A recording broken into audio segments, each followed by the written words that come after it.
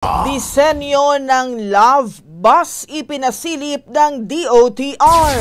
Brigada Jigo Boy, Custodio, ibrigada mo! Brigada!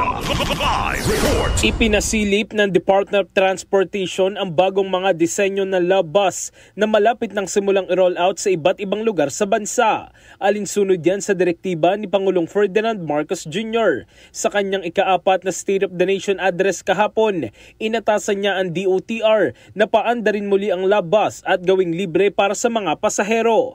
Nagkaroon na ng pilot test sa Davao at Cebu at susundan pa ito ng ibang mga lugar sa Visayas at Mindanao. Nakahanda na ang DOTR na i-roll out ang Love Bus para sa mas maginhawang biyahe ng mga pasahero.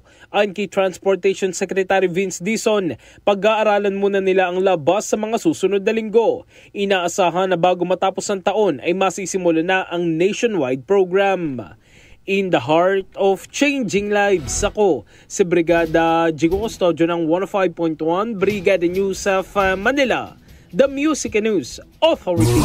Ang bahaging ito ay hatid sa atin ng Fast Relax. Tanggal ang sakit, ora mismo.